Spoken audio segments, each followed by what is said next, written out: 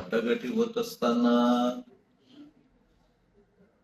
निवडणूक समिती कोण कोण आहेत हेच माहित नाही आणि त्या समितीत जाहीर झाल्याप्रमाणे जे रघुनाथजी कुलकर्णी होते ते निघून गेले, परत कधी आले नाही तिकडे. त्यामुळे वाटाघाटी कोण करणार? फक्त पालकमंत्रीच करणार का ह्या जिल्ह्याचं सगळं वाटाघाटी?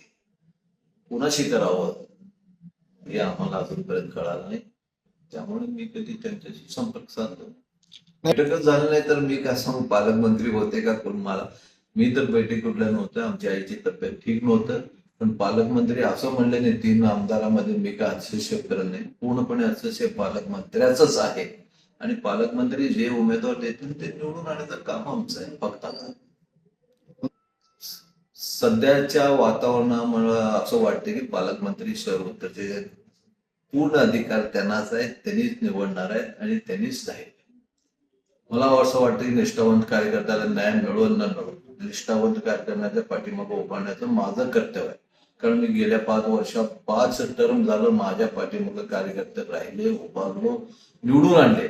भारतीय जनता पक्षाने जेव्हा जेव्हा आदेश दिला तेव्हा कार्यकर्त्यांनी कुठलीच अपेक्षा न करता भारतीय जनता पक्षाला त्यांच्या आदेशाप्रमाणे मतं मिळवून दिलं. कुठल्याही निवडणूक असू द्या, लोकसभा असू द्या, विधानसभा असू द्या किंवा कुठलेही कामं असू द्या, भारतीय जनता पक्षा कार्यकर्ता शहरचा कधीच मागं पडला नाही.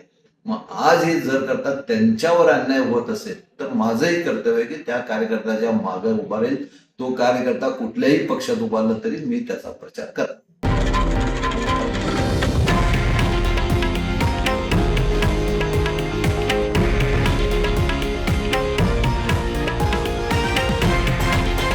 हे आहे देशातील नंबर 1 न्यूज नेटवर्क आणि आपण पाहत आहात TV9 मराठी, एकमेव.